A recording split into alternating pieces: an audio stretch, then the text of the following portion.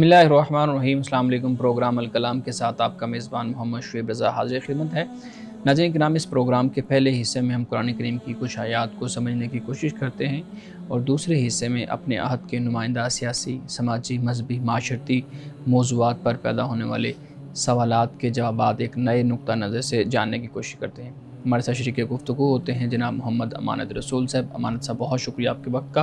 मेरी मुआमलत के लिए मौजूद हैं जनाब शारिक रसूल। शारिक, बहुत शुक्रिया आपके वक्त का। नाज़रीन किराम, आपके सवालात होंगे, आप हमारे व्हाट्सएप नंबर पे जो आपकी स्क्रीन पे शो हो रहा होगा उस पर अपने सवालात भेज सकते हैं। हम इंशाल्लाह आपके सवालात को ज़रूर एड्रेस करेंगे। गुज़िश्ता प्रोग्राम में हम बात कर रहे थे हज़रत लूत अलैहिस्सलाम का पूरा वाक़या। उसके अंदर हमने देखा था कि हज़रत लूत अलैहिस्सलाम को अल्लाह रब्बुल इज़्ज़त ने जो पैगाम दे के भेजा वो क्या था, उनकी कौम किस तरह की गुमराही में मुब्तला थी और हज़रत लूत अलैहिस्सलाम ने अपनी कौम को अल्लाह रब्बुल इज़्ज़त का पैगाम किस तरीके से पहुंचाया और फिर कैसे अल्लाह रब्बुल इज़्ज़त ने उनकी कौम पर अज़ाब नाजिल किया उनकी नाफरमानियों की वजह से। आज हम कोशिश करते हैं कि हम सूरतुन नम्ल के अंदर जो हज़रत लूत अलैहिस्सलाम और उनकी कौम का जो वाक़या बयान किया है उस पर अल्लाह रब्बुल इज़्ज़त ने जो आयात नाजिल किए हैं उनको समझ सकें। मैं गुजारिश करूँगा जनाब अमानत रसूल साहब से। अमानत साहब, अपनी गुफ्तगू का आगाज़ कीजिएगा। बिस्मिल्लाहिर्रहमानिर्रहीम। नाज़रीन किराम, कल हमने कौम लूत का तारुफ़ उस हवाले से तफसील से बात की थी और बहुत सी बातें ऐसी थीं कि जो हम कल बयान कर चुके हैं, लेकिन कुरान मजीद में चूँकि कौम लूत का तारुफ़ और कौम लूत की तारीख़ और इनका जो किरदार था उसके बारे में मुख्तलिफ़ मकामात पर बयान किया गया है और हज़रत लूत अलैहिस्सलाम का जो किरदार और जो अखलाक था और जो उनकी पाकीज़गी थी उसको भी कुरान मजीद ने मुख्तलिफ़ मकामात पर बयान किया है। इब्तदा में मैं ये बात बयान करता चलूँ कि कौम लूत की 3 बुराइयों को कुरान मजीद ने बयान किया है। एक बुराई हम जिन्स परस्ती है और दूसरी बुराई रास्तों का काटना है। रास्तों के काटने से मुराद राहज़नी भी हो सकती है और इससे मुराद ये भी हो सकता है कि लोगों के लिए गुज़रना आसान ना करना बल्कि उसको मुश्किल बना देना और इज्तिमाई तौर पर ऐसा रवैया इख्तियार करना कि जो लोगों की ज़िंदगी में और ख़ास तौर पर रास्तों पे उनके लिए मसाइल, मुश्किलात और प्रॉब्लम्स खड़ी कर दे।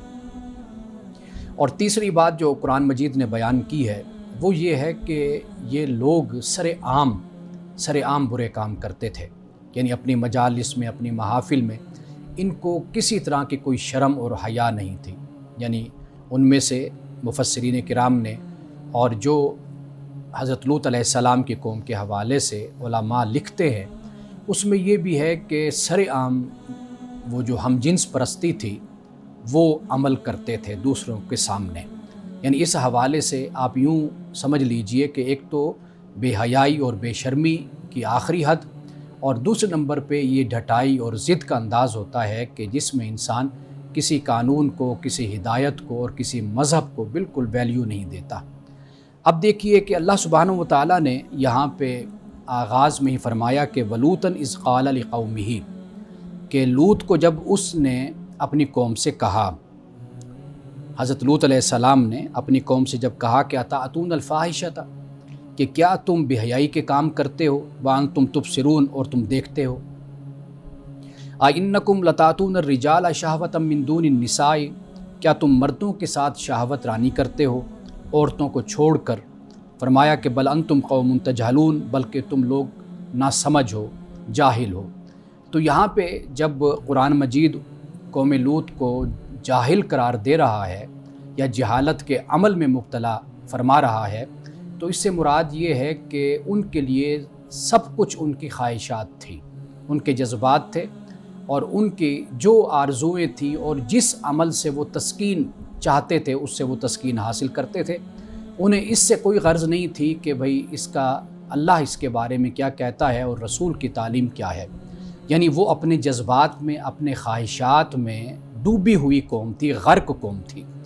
तो जहालत को इस माना में यहाँ पर हम समझ सकते हैं कि जैसे जहल इल्म के मुकाबिल भी है और जहल हिल्म के मुकाबिल में भी है।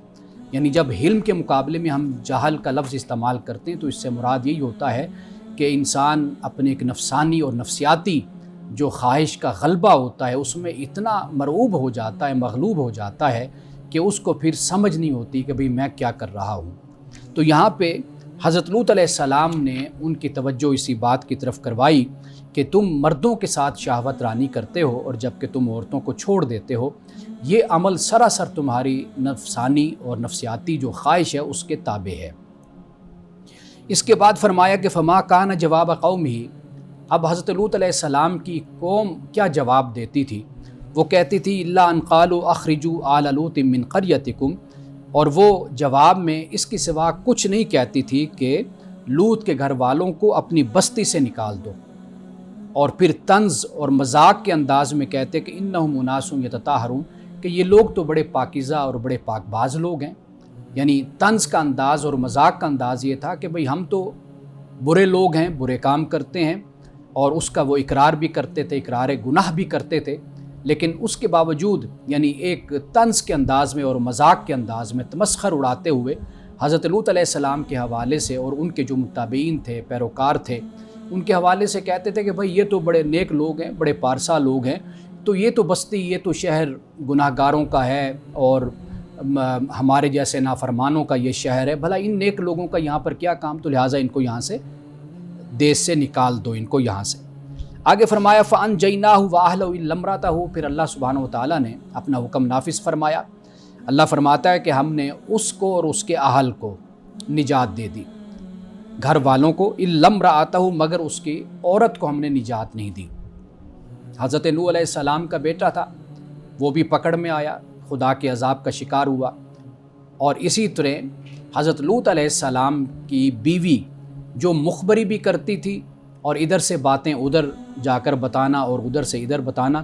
مفسرین کرام نے یہ لکھا ہے کہ جب حضرت لوط علیہ السلام کے پاس فرشتے آئے تھے، جیسے ہم نے پہلے بیان کیا کہ پہلے حضرت ابراہیم علیہ السلام کے پاس گئے، انہیں خوشخبری دی تھی اسحاق کی، یعقوب کی، پھر اس کے بعد حضرت لوط علیہ السلام کے پاس آئے تھے۔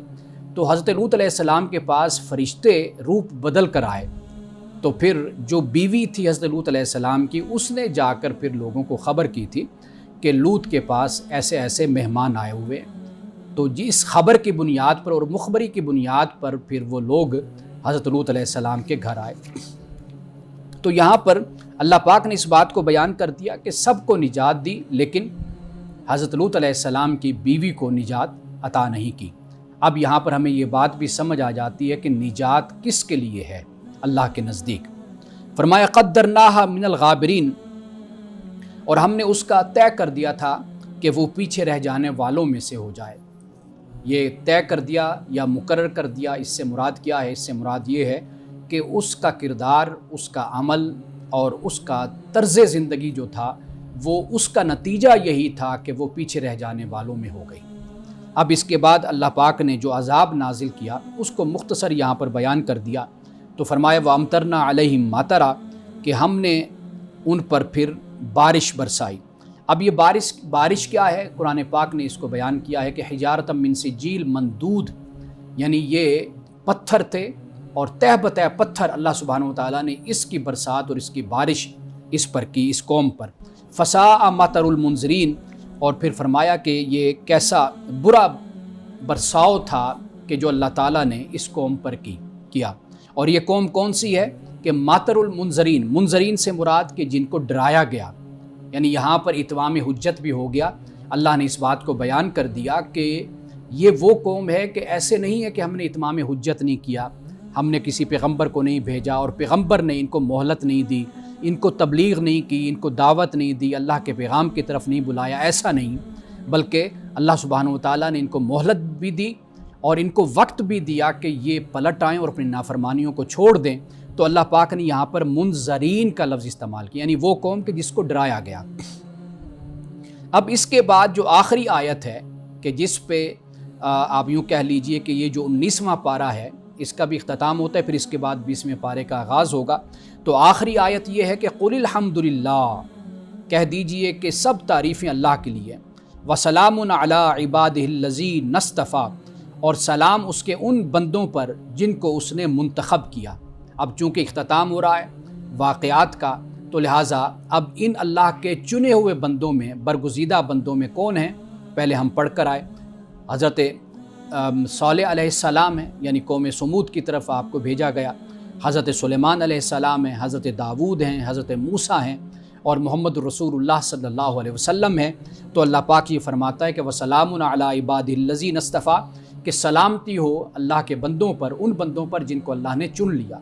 सलामती, अमन, ये अल्लाह के इन नेक बंदों के लिए है, और जो उसकी नाफरमानी करने वाले हैं उनके लिए सलामती नहीं है, न दुनिया में और न आखिरत में। और फिर इख्तिताम इस पर होता है कि अल्लाहु खैरुन अम्मा युशरिकून, फरमाया क्या अल्लाह बेहतर है या वो जिनको वो शरीक ठहराते हैं। चूँकि मुशरिकीन अरब से ख़िताब किया जा रहा है और ये वाक़यात उनकी के इंजार के लिए और उनके वार्न करने के लिए चूँकि इन वाक़यात को बयान किया गया, तो लिहाजा आखिर में अल्लाह सुब्हानहू व तआला ने इस बात को बयान कर दिया कि ये लोग के जो बुत परस्ती करते हैं, शिरक करते हैं, तो ये बताएं कि क्या अल्लाह बेहतर है या वो कि जिनको ये अल्लाह ताला का शरीक ठहराते हैं। नाज़रीन किराम, यहाँ वक्त हुआ चाहता है एक ब्रेक का, हमारे साथ रहिए।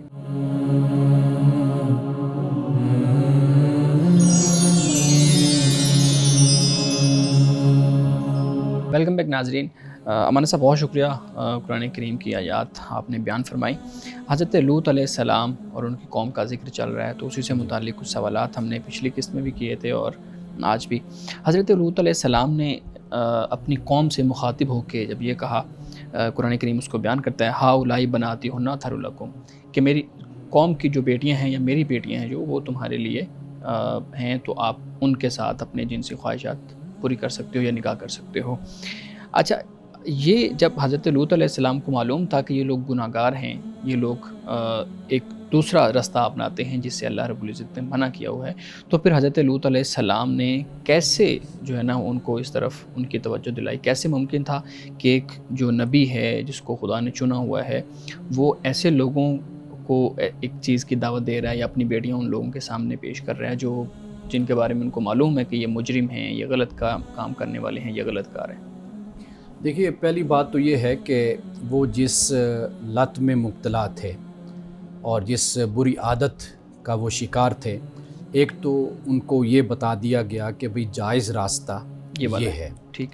एक तो ये इस तरफ इशारा हो जाता है कि यानी जिस रास्ते को तुमने इख्तियार किया है वो कुल्ली तौर पर गैर अखलाकी भी है, गैर फितरी भी है और मजहबी तालीम के ख़िलाफ़ भी है। एक तो ये बात हमें वाज़ेह हो जाती है कि जब बेटियों की बात की गई, और दूसरी बात ये है कि जब पैगंबर ये फरमा रहा है कि भाई ये मेरी बेटियां हैं, फिर साथ अतहारों का लफ्ज़ भी बयान है कि तुम्हारे लिए यह पाकीज़ा तरीन यही है। तो इससे मालूम ये होता है कि ये इस तरह पेश करना मकसूद नहीं है, इससे इशारा इस बात की तरफ है कि भाई ये जायज़ रास्ता है कि जो तुम इख्तियार कर सकते हो और निकाह की सूरत में तुम अपने इस जिनसी तस्कीन को हासिल कर सकते हो। तो ये गोया कि इस बात की तरफ इशारा हो जाता है। ये ऐसे ही है कि हम जब किसी से बात करते हैं तो हम उसको अगर किसी बुरी आदत से हटाना चाहते हैं तो हम उसके लिए दूसरी बात ये सामने उसके रखते हैं। यानी मिसाल के तौर पर अगर हम अपनी माशरे में किसी को देखें कि भाई वो ऐसी लत में मुब्तला हैं, तो हम ये कहते हैं कि भाई हमारे माशरे में, हमारे मुल्क में खूबसूरत लड़कियां हैं, खूबसूरत तरीन लड़कियां मौजूद हैं, तो ये कैसी जहनीत के लोग हैं कि ये उनको छोड़कर उस तरफ जाते हैं। तो इससे मुराद ये नहीं होता कि कोई ज़िनाकारी है या कोई फहश काम है, तो उससे मुराद ये होता है कि भाई जिस गलत काम में ये मुब्तला हैं इसकी तो कोई भी सूरत नहीं बनती। अगर अपनी इसी तस्कीन को हासिल करना है तो माशरे में बेटियां मौजूद हैं, बहनें हैं, उनसे निकाह किया जा सकता है और अपनी जिनसी तस्कीन का जो ज़रिया है उसको हासिल किया जा सकता है। और फिर तीसरी बात ये है कि जब पैगंबर ये बात कहता है ना, हाउलाई बनाती, तो आप देखिए कुरान पाक ने कहा अज़वाजुहुम उम्महातुहुम, कि रसूलुल्लाह सल्लल्लाहु अलैहि वसल्लम की जो अज़वाज हैं वो उम्मत की माएँ हैं। तो गोया कि अगर हम ये देखें तो कौम का बाप नबी होता है, रसूल होता है। तो लिहाजा ये इस बात की तरफ भी इशारा हो जाता है कि जब पैगंबर ये कह रहा है कि मेरी बेटियाँ, तो गोया कि इससे मुराद ये है कि जो कौम की बेटियाँ हैं कि भाई ये जायज़ रास्ता है, तुम इनके साथ शादी कर लो, तुम इनसे निकाह कर लो। तो यहाँ पर फिर वो बेटी अगर कहता है तो गोया के कौम का बाप ठीक है होने के नाते वो ये कह रहा है कि भाई ये मेरी बेटियां यानी मेरी कौम की बेटियां। सही, बिल्कुल ठीक है। अच्छा, आपने बयान किया कि उनके अंदर تین جو مفسرین نے بھی ان چیزوں کو لکھا ہوا ہے کہ تین بیماریاں ان کے اندر تھیں یا تین گناہ وہ کرتی تھی جن کی وجہ سے اللہ رب العزت نے ان کو سزا دی، اور ان میں سے ایک تھا کہ وہ راستہ کاٹتے تھے، یعنی راستے بند کرتے تھے، راستے بند کر دیتے تھے، لوگوں کو تنگ کرتے تھے۔ اچھا، ہمارے ہاں بھی کچھ حد تک یہ چیزیں ہمیں دیکھنے کو ملتی ہیں، لیکن اس کا جواز اس صورت میں دیا جاتا ہے کہ ہم نیک مقصد کے لیے راستے بند کرتے ہیں۔ آپ نے بھی دیکھا ہے معاشرے کے اندر یہ چیزیں ہوتی ہیں ہمارے ہاں۔ تو اب یہ ایک نیک مقصد کا جو کانسیپٹ درمیان میں آ گیا ہے، تو کیا اگر نیت ٹھیک ہے آپ کی، مقصد آپ کا ٹھیک ہے، تو پھر آپ راستے بند کر سکتے ہیں، پھر آپ لوگوں کو روک سکتے ہیں کہ آپ اس راستے پہ نہ چلیں، کوئی اور راستہ اختیار کر لیں، خود ہی ڈھونڈ لیں کون سا راستہ ہے۔ ایک تو یہ ہے نا کہ ریاست دے دے، دوسرا یہ ہے کہ خود ہی ڈھونڈ لیں کون سا راستہ ہے، بس ہم نیک کام کے لیے بیٹھے ہیں، ہم یہاں سے نہیں اٹھیں گے۔ اصل میں یہ جو تضاد پیدا ہوتا ہے نا، اس کی بنیادی وجہ یہ ہے کہ ہم نے مذہب کو لوگوں سے کاٹ کر رکھ دیا، یعنی وہ مذہب جیسے ریلیجیوسٹی میں اکثر کہا کرتا ہوں، ریلیجیوسٹی، مذہبیت، اصل یہ وہ معاملہ ہے، یہ وہ ایک آپ کہہ لیجئے کہ نقصان ہے کہ جو ہمارے ہاں یہ ہو رہا ہے۔ اس کی وجہ یہ ہے کہ ہم نے مذہب کو بالکل اعلیٰ اخلاق سے، اعلیٰ کردار سے بالکل جدا کر دیا۔ اچھا، مذہب کی یا مذہبی کی جو پہچان بن گئی ہمارے معاشرے میں، وہ بن گئی کہ نمازیں، عبادات خاص طور پہ کتنی پڑھتا ہے، یا ظاہری اس کا حلیہ کیسا ہے، اس کی بنیاد پر پھر اب ہم فیصلے کرتے ہیں کہ ہاں یہ مذہبی ہے اور یہ مذہبی نہیں ہے۔ ایک اچھا تاجر ہم اس کو کبھی بھی مذہبی خیال نہیں کرتے، ٹھیک ہے، ایک اچھا سلوک کرنے والا، ایک اچھا شہری، ہم اس کو کبھی بھی مذہبی خیال نہیں کرتے۔ یہ جب دو چیزوں کو ہم نے ایک دوسرے کے مقابل لا کر کھڑا کر دیا، اس سے یہ بہت بڑا نقصان ہوا ہے۔ مذہب سب سے پہلے انسان کو بتاتا ہے کہ انسان کا تجھ پر حق کیا ہے، یعنی اللہ سبحانہ و تعالیٰ کا تو حق ہے ہی، یہ بتاتا ہے کہ انسان کا تجھ پر کیا حق ہے۔ اور ہم جب اجتماعی زندگی میں دیکھتے ہیں تو اجتماعی زندگی میں ہمیں بنیادی طور پر جن باتوں پر عمل کرنا ہے وہ یہی ہے کہ مثال کے طور پر ہمیں سڑکوں کو بند نہیں کرنا، ہمیں تجاوزات نہیں کرنی، ہمیں کسی ایسی جگہ پر اپنی گاڑی کھڑی نہیں کرنی کہ جس سے کسی کو نقصان ہو، جانی مالی نقصان ہو، ہمیں کسی کو تکلیف نہیں دینی۔ رسول اللہ صلی اللہ علیہ وسلم اس معاملے میں اتنے حساس تھے کہ آپ راستے میں بھی کوئی کیل بھی ٹھونکنا ہو، یا کوئی جسے کہتے ہیں کہ ایک جھونپڑی لگانے کے لیے یا کیمپ لگانے کے لیے وہ جو قلعہ لگایا جاتا ہے، آپ نے اس کی بھی ممانعت فرمائی اور صحابہ کو منع کیا کہ یہ گزرگاہ ہے، یہاں پر یہ نہ لگاؤ، کسی کو ٹھوکر نہ لگے اور وہ گر نہ جائے۔ تو رسول اللہ صلی اللہ علیہ وسلم ان معاملات میں اتنے حساس تھے۔ جب تک ہم اس بارے میں نہیں اپنے رویے کو بدلتے، اس وقت تک لوگوں کا مذہب کے بارے میں بھی رویہ اور سوچ نہیں بدلے گی۔ اس لیے کہ آپ نے بہت اچھی بات یہ بیان کی ہے، وَتَقْطَعُونَ السَّبِيلَ کے حوالے سے ہمارے بہت سے علماء نے آج جب اس آیت کی تفسیر کو بیان کیا، انہوں نے ان باتوں کو بیان کیا ہے۔ یعنی مثال کے طور پر کہ جیسے ہم گاڑی غلط پارک کر کے چلے جاتے ہیں، اور آپ یہ بھی دیکھیے کہ قوم لوط کا اجتماعی رویہ کیا تھا، کولیکٹیو، اگر آپ دیکھیں نا کولیکٹیولی، وہ یہی رویہ ہوتا ہے کہ بھئی معاشرتی سطح پر، سماجی سطح پر جو حقوق اور ہمارے جو فرائض ہیں اور دوسروں کے لیے جو آسانیاں پیدا کرنا، یہ بالکل ایک چیز نظروں سے ہی غافل ہو جاتی ہے اور انسان اس کو اہمیت ہی نہیں دیتا۔ یہ اجتماعی طور پر معاشرے جب اس طرح ہوں تو پھر یہی صورتحال پیدا ہوتی ہے جس کی طرف آپ اشارہ کر رہے ہیں۔ بالکل صحیح ہے۔ اگر آپ اجازت دیں تو میں یہاں پہ ایک روایت کوٹ کر دوں تاکہ اس پہ بھی بات ہو جائے کہ رسول اللہ صلی اللہ علیہ وسلم کے سامنے جو ہے نا وہ ایک شخص نے وہ قلعہ لگایا یا اس طریقے سے کوئی لکڑی لگائی زمین میں، تو رسول اللہ صلی اللہ علیہ وسلم فرمایا، اور دوسرے نے آ کے اس کو اکھاڑ دیا، تو رسول اللہ صلی اللہ علیہ وسلم نے دونوں کو ٹھیک کہا۔ اب یہاں سے پھر یہ جواز پیدا ہو جاتا ہے کہ اب یہ دیکھیں رسول اللہ صلی اللہ علیہ وسلم نے اس کو بھی ٹھیک کہا تھا اور اس کو بھی ٹھیک کہا تھا، اس کا مطلب یہ ہے کہ میرا حق بنتا ہے کہ اگر نیک مقصد کے لیے میں راستہ بند کر رہا ہوں تو میں کر لوں۔ تو اس روایت کو پہلی بات تو یہ ہے کہ روایت کو ہمیشہ اس کے پس منظر کے ساتھ دیکھنا ہوگا۔ بے شک ممکن ہے کہ لگانے والے کو اس وقت اس کی خبر ہی نہ ہو کہ بھئی وہ یہ کیا کام کر رہا ہے، اس کے ذہن میں ہوگا کہ ہم جہاد کے لیے آئے ہیں، اللہ کی راہ میں لڑنے کے لیے، تو ہم نے اپنا انتظام کیا ہے، تو انہوں نے اس انتظام کی خاطر وہ لگا دیا۔ ایک تو یہ بات ہو گئی۔ دوسری بات یہ کہ رسول اللہ صلی اللہ علیہ وسلم نے اس کو اسی نیت کی بنیاد پر اس کو شاباش دی یا اس کی تحسین فرمائی، دوسرے نے اکھاڑ دیا، اس کی بھی آپ نے تحسین فرمائی۔ تو در حقیقت رویوں میں تبدیلی یہ پیش نظر تھی اور اس بارے میں آگاہ کرنا تھا. اور پھر اگر اس حدیث کو اگر آپ سامنے رکھتے ہیں، آپ اس کے ساتھ دیگر احادیث کو بھی دیکھیے جہاں رسول اللہ صلی اللہ علیہ وسلم نے فرمایا کہ ناستوں کا حق ادا کرو، یہ بھی ہمیں احادیث مل جاتی ہیں. تو لہٰذا ان احادیث کا ایک خاص جو پس منظر ہے، اطلاقی پہلو جس کو ہم کہتے ہیں، میرا خیال ہے کہ اس کی روشنی میں ہم ان چیزوں کو دیکھ سکتے ہیں. اور پھر یہ کہ جیسے جیسے معاشرے اور تمدن ڈیولپ ہوتے ہیں، آگے بڑھتے ہیں، تو اس کے لیے مزید یہ باتیں کھل کر آ جاتی ہیں کہ پھر آپ کی ریاست، آپ کا نظام، آپ کا تمدن جس طرح حقوق کا تعین کرتا ہے اور جس طریقے سے ایک معاشرے کو ڈیولپ کرتا ہے، بناتا ہے، تو وہاں پر بھی نئی صورتیں پھر حقوق اور فرائض کی سامنے آ جاتی ہیں. بالکل صحیح ہے، بالکل ٹھیک ہے. ناظرین کرام، یہاں وقت ہوا جاتا ہے ایک بریک کا، ہمارے ساتھ رہیے.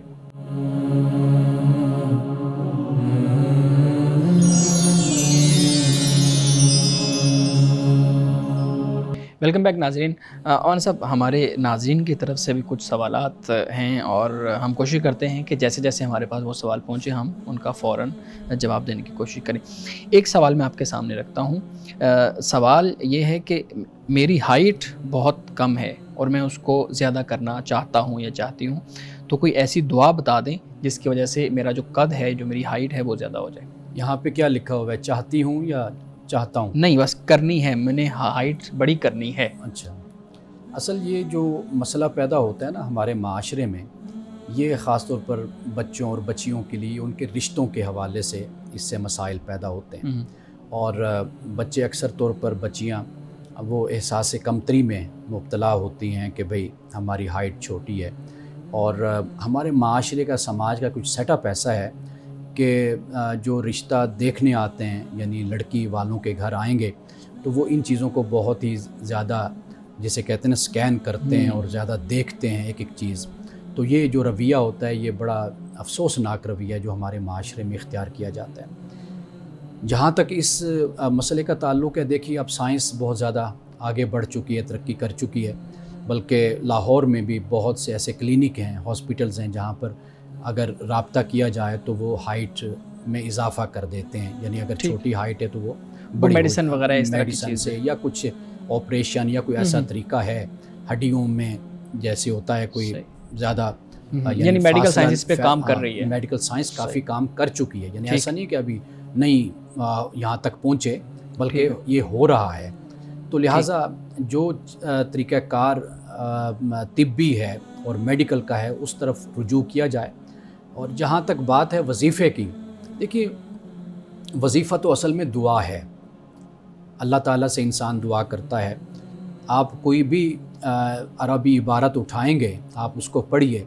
رسول اللہ صلی اللہ علیہ وسلم کی دعائیں آپ دیکھ لیجئے، تو وہ جو وظائف جن کو ہم بنا لیتے ہیں، در حقیقت وہ دعا ہی ہوتی ہے. یعنی آپ آیت الکرسی پڑھ کر دیکھ لیں، وہ بھی ایک دعا کا انداز ہے. یہ بندے کی اپنی طلب ہے نا، جو اللہ کی بارگاہ میں وہ رکھتا ہے. تو میرا خیال ہے کہ ایک تو اللہ تعالیٰ نے انسان کو جیسا بنایا، انسان اس پر مطمئن رہے، شکر کرے. ہاں، مطمئن اور شکر خدا کا کرے. اور کیونکہ بہت سے لوگ ہیں کہ ان کی ہائٹ کیا، ان کے جسم میں کوئی عیب موجود ہوتا ہے، یعنی کسی نہ کسی حوالے سے اپاہج پن ہوتا ہے، مفلوج ہوتے ہیں، اور بڑی خرابیاں، یعنی عیب آپ کہہ لیجئے، وہ انسان میں موجود ہوتے ہیں. یعنی نابینا پن ہے، کوئی 100 مسائل ہیں، حوالے سے چیزیں ہوتی ہیں. ہاں جی، موجود ہیں. ان پر انسان کا کوئی کنٹرول نہیں ہے. انسان کا اصل جو کنٹرول ہے وہ اس کے اخلاق پر ہے، اس کے کردار پر، اس کی سیرت پر. اس لیے میری وہ بہنیں، بیٹیاں اور میرے بیٹے، بچے جو یہ پروگرام دیکھ رہے ہیں، تو میں ان کو اسی بات کی تلقین کروں گا کہ اس چیز کو اپنے لیے احساس کمتری کا باعث نہ بنائیں، ذریعہ نہ بنائیں. اصل چیز کیا ہے؟ وہ علم ہے، وہ نالج ہے، وہ اخلاق ہے، وہ سیرت ہے. اس میں اپنے آپ کو بہتر سے بہترین کریں. یہ بنیاد بنے گی آگے آپ کی زندگی میں ترقی کی. بالکل، بہت شکریہ. شارق، آپ کے پاس بھی کچھ سوالات ہوں گے، پلیز. جی، بہت شکریہ شعیب صاحب، آپ کا بھی بہت شکریہ. اچھا، میں ایک حدیث پڑھ رہا تھا کہ جب جو عورت بغیر کسی شرعی عذر کے طلاق لیتی ہے تو اس پر جنت کی خوشبو بھی حرام ہے. تو میں یہ جاننا چاہتا ہوں کہ وہ کون سے شرعی عذر ہیں جن کی بنیاد پر ایک عورت طلاق لے سکتی ہے؟ دیکھیے، پہلی بات تو یہ سمجھ لیجئے کہ اللہ کے نزدیک سب سے جو حلال کاموں میں جو کام ناپسند ہے وہ طلاق ہے.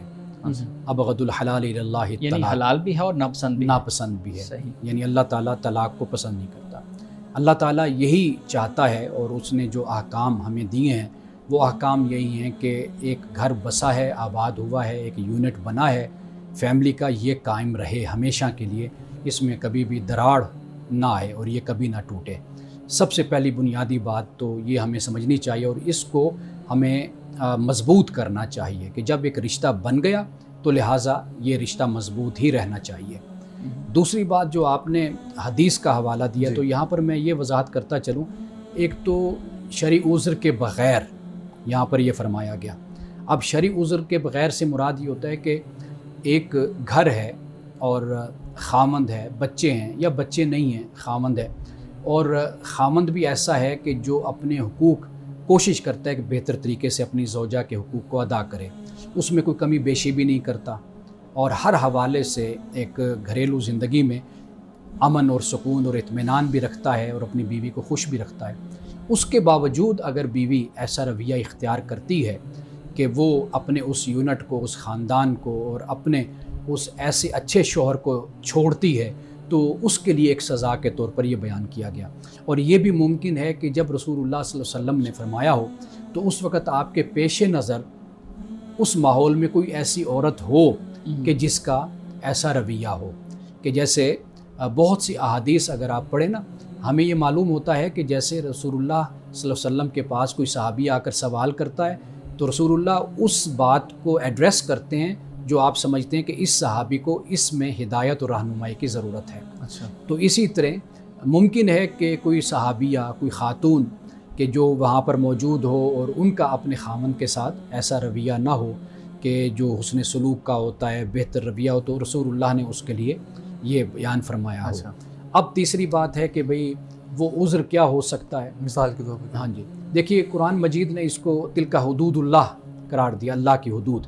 اللہ کی حدود یہی ہوتی ہیں کہ جہاں پر خامند یہ سمجھتا ہے کہ میں اپنی بیوی کے حقوق صحیح طریقے سے ادا نہیں کر سکتا کسی بھی حوالے سے، اور بیوی جو ہے وہ یہ خیال کرتی ہے کہ میں کسی طریقے سے اس شخص کے ساتھ یا اس مرد کے ساتھ میں نہیں چل سکتی، بہت سے مسائل ایسے ہو سکتے ہیں، اور وہ یہ خیال کرتی ہے کہ اگر میں اس کے ساتھ رہی تو میں اللہ کی نافرمان ہوں گی، یا بہت سے مسائل پیدا ہو سکتے ہیں معاشرتی طور پہ، معاشرتی طور پر، سماجی طور پر۔ اور میں آپ کو ایک اور اہم بات یہاں پر بیان کر دوں کہ مسلمان کا اصل جو زندگی ہوتی ہے نا، وہ ایک لفظ میں بولا کرتا ہوں، گاڈ اورینٹیڈ زندگی ہوتی ہے، یعنی خدا جہت زندگی مومن کی ہوتی ہے۔ وہ ہر معاملے میں یہ دیکھتا ہے کہ بھئی میں اگر اس راستے پر چل رہا ہوں، اس تعلق کو نبھا رہا ہوں، کہیں ایسا تو نہیں ہے کہ اس میں کہیں اللہ کی نافرمانی ہو رہی ہو۔ تو سمپل اور سادہ سی بات یہی ہے کہ جہاں پر میاں بیوی اس بات کو دیکھتے ہیں کہ کہیں پر ہم سے اللہ کی نافرمانی کا خدشہ ہے تو وہاں پر پھر وہ اپنے راستوں کو جدا کر سکتے ہیں۔ صحیح۔ اچھا، تو دوستوں میں جو مذاق کے طور پر گالم گلوچ کی جاتی ہے یا جو ذاتیات پر جملے کسے جاتے ہیں، کیا اخلاقی لحاظ سے یہ رویہ مناسب ہے؟ کیونکہ میں یہ وضاحت کرتا چلوں سوال میں کہ جو رویہ اپنایا جاتا ہے دوستوں کی جانب، وہ جان بوجھ کر نہیں ہوتا کہ ہم غصے میں یا دشمنی میں، بلکہ ایک فرینکنیس ہی ہوتی ہے، تو اس حوالے سے رہنمائی فرمائیں۔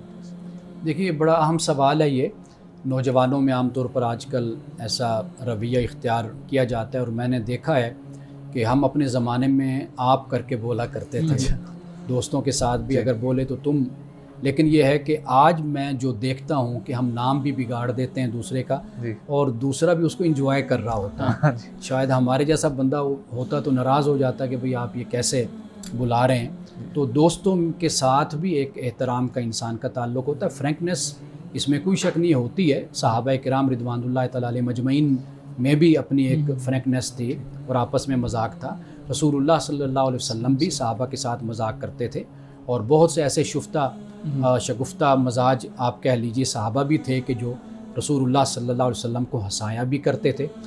اس طرح کوئی بھی پابندی نہیں ہے، لیکن اس طرح کا مذاق نہ ہونا کہ جس میں ایک انسلٹ کا پہلو ہوتا ہے یا ولگیرٹی جس میں آ جاتی ہے۔ تو ایک تو ولگیرٹی یعنی جسے ہم کیا کہتے ہیں، ولگیرٹی کو کیا ہم کہیں گے کہ جس میں فحش گفتگو ہوتی ہے، فحش مذاق ہوتا ہے۔ ان باتوں سے پرہیز کرنا چاہیے، خاص طور پر کہ جب ہم قوم لوط کے بارے میں پڑھ رہے ہیں کہ ان کا اجتماعی رویہ ہی ایسا تھا۔ اچھا جی، لیکن اس میں یہ بھی تو ہوتا ہے نا کہ بہت سے دوست وہ اس چیز کو سیریس لیتے ہی نہیں ہیں، اور گالیاں بھی جو ہے نا وہ ایک دوسرے کے ساتھ بات کرتے ہوئے ایسی ایسی گفتگو ہو جاتی ہے جس کا انسان تصور بھی نہیں کر سکتا، لیکن وہ تو مذاق میں ہے، اس کا گناہ اور اس کی یہ چیزیں. بہرحال پرہیز کرنا چاہیے ایسے رویے سے. انسان کی اپنی ذاتی شخصیت ایسی ہوتی ہے کہ آپ دوسرے سے بات کر رہے ہیں اور آپ کا انداز، آپ کا طریقہ گفتگو شائستہ بہرحال ہونا چاہیے، اور مذاق پر کوئی پابندی نہیں ہے، مذاق ضرور کریں، لیکن یہ جو حدود کراس ہو جاتی ہیں. اور میں نے یہ چیز بھی دیکھی ہے کہ کئی دفعہ جب انسان مذاق کرتا ہے، حد سے تجاوز ہوتا ہے، تو لڑائیاں بھی پھر ہم نے دوستوں کے درمیان دیکھی اور بڑے سخت قسم کی لڑائیاں بھی دیکھی. حالانکہ ان کی بات مذاق سے شروع ہوتی ہے اور بڑے اچھے دوست ہوتے ہیں آپس میں، جیسے انگلش میں ہم بوزم فرینڈ کہتے ہیں نا، اس ہم نوالا ہم پیالہ ہوتے ہیں. لیکن ان کو پھر ہم نے جس طرح لڑتے ہوئے دیکھا ہے، وہ آغاز کہاں سے ہوتا ہے؟ وہ اسی طرح مذاق سے اور فحش کلامی سے ہوتا ہے. بالکل صحیح ہے. ناظرین کرام، یہاں وقت ہوا چاہتا ہے ایک بریک کا، ہمارے ساتھ رہیے.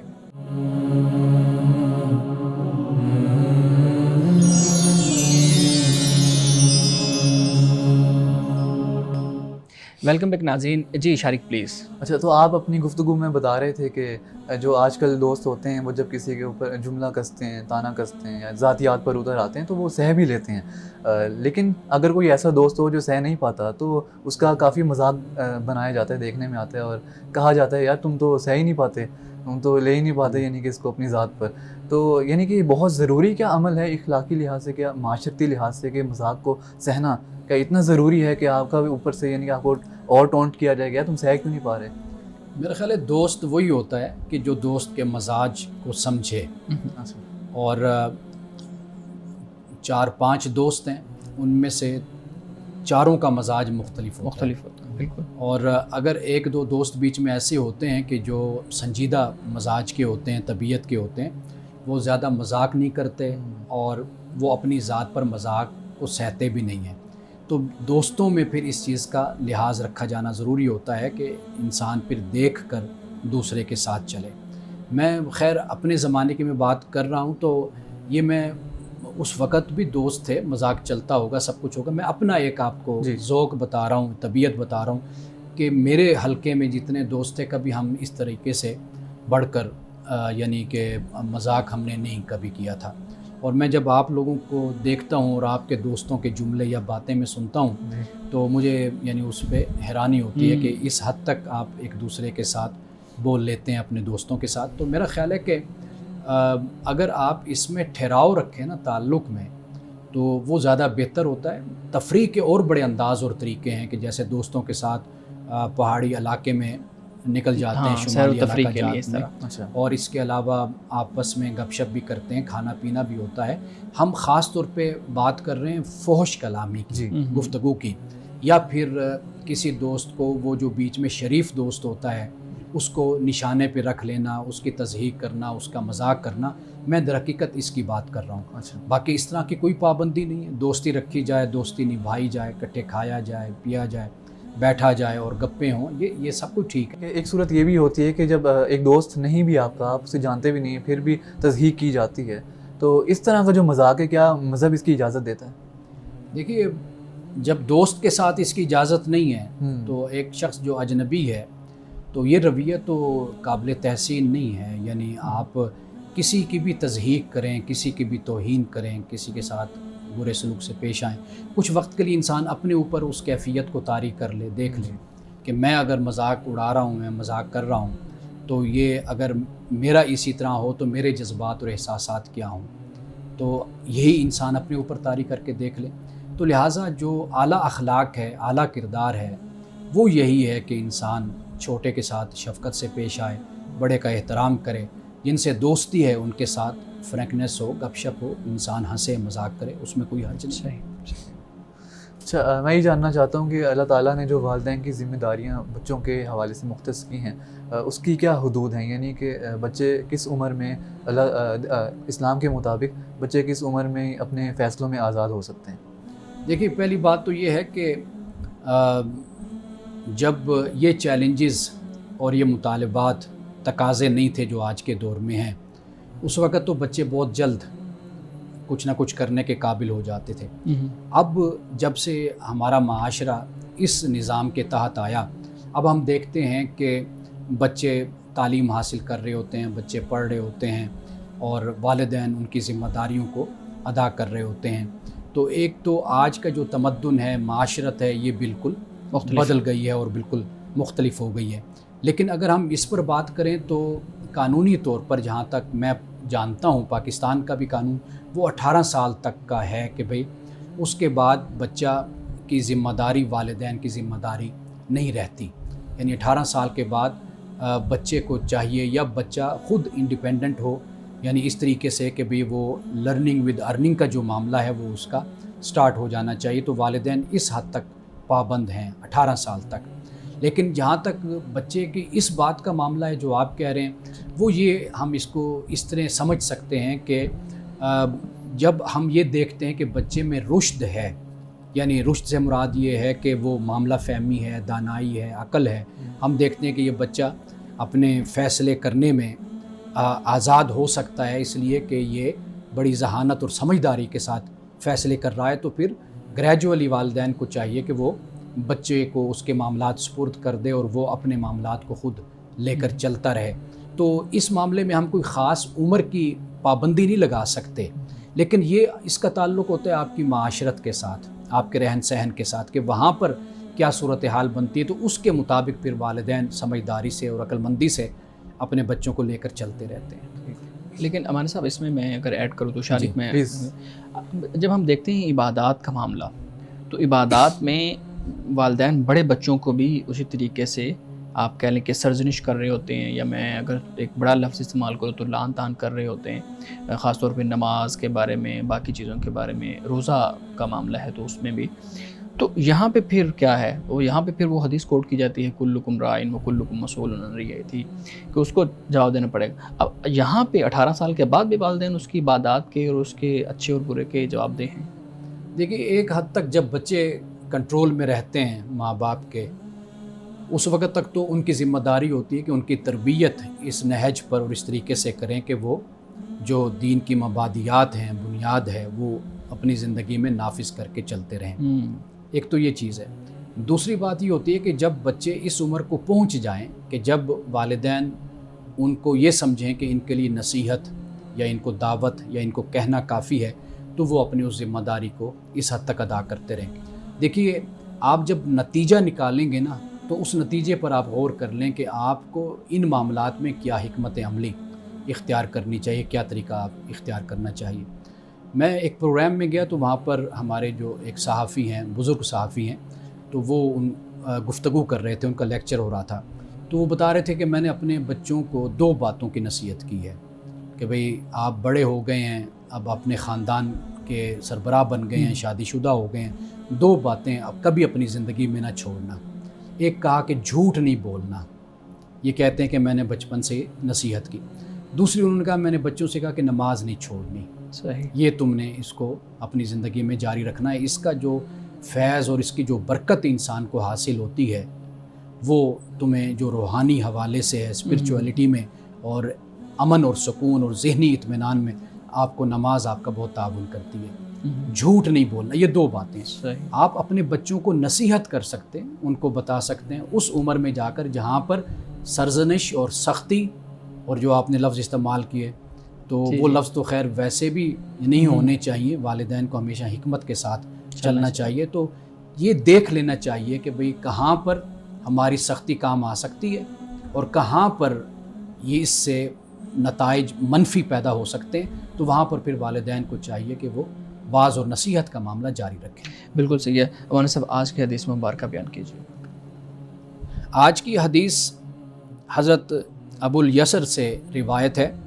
کہتے ہیں کہ سمعت رسول اللہ صلی اللہ علیہ وسلم، کہ میں نے رسول اللہ صلی اللہ علیہ وسلم سے سنا، یقول فرماتے ہوئے کہ من انذر معسرا او وضع عنہ اذلہ اللہ فی ظلہ یوم لا ظل الا ظلہ. فرمایا کہ جو شخص کسی تنگ دست سے مراد یعنی غریب، مقروض یعنی جس نے قرض لیا ہوا ہو، اس کو مہلت دے دے یا اسے کچھ قرض معاف کر دے، تو اللہ تعالیٰ اس دن اس شخص کو اپنی رحمت کے سائے میں رکھے گا، جس دن اللہ کی رحمت کے سائے کے علاوہ کسی اور کا سایہ نہیں ہوگا. یعنی ایک شخص آپ کے پاس آتا ہے، وہ تنگ دست ہے، اور وہ پریشان حال ہے، آپ اس کو رقم دیتے ہیں بطور قرض کے، اگر آپ خوشحال ہیں، آپ کو اس رقم کے نہ ملنے پر کوئی مسئلہ نہیں ہے، کوئی پریشانی نہیں ہے کہ آپ کسی مسئلے کا شکار ہو جاتے ہیں، تنگ دست ہو جاتے ہیں، تو پھر آپ بہتر قدم یہ ہے کہ آپ اس مقروض کو وہ قرض معاف کر دیں۔ اور اگر ایسی صورت نہیں ہے تو پھر یہ ہے کہ اس کے ساتھ سہولت کا معاملہ کر دیں، اس طرح کہ بھئی جب اس کو سہولت ہو، جب وہ آسانی میں ہو، وہ خوشی سے آپ کو آپ کا قرض واپس کر دے۔ تو رسول اللہ صلی اللہ علیہ وسلم نے اس کا جو اجر بیان فرمایا، وہ اجر اس دنیا کی دولت کے مقابلے میں اتنا بڑا ہے، اتنا بڑا ہے کہ دنیا کی ساری دولت میں مل جائے تو اس کا مقابلہ نہیں کر سکتی۔ اور وہ کیا ہے؟ وہ یہ ہے کہ اللہ سبحانہ و تعالیٰ کہ جس دن کسی کا سایہ نہیں ہوگا، اس دن اللہ تعالیٰ اس شخص کو جو اپنے مسلمان بھائی کو یا انسان کو قرض دیتا ہے، تو اس کو اللہ تعالیٰ کل قیامت کے دن اپنی رحمت اور اپنے فضل کا سایہ عطا کرے گا۔ ناظرین کرام، اس دعا کے ساتھ اپنے پروگرام کا اختتام کریں گے۔ اللہ رب العزت حسن کلام اور تاثیر کلام عطا فرمائے، ہماری زبان کی گروں کو کھول دے اور سننے والوں تک خیر کا پیغام پہنچے۔ اجازت دیجیے، خدا حافظ۔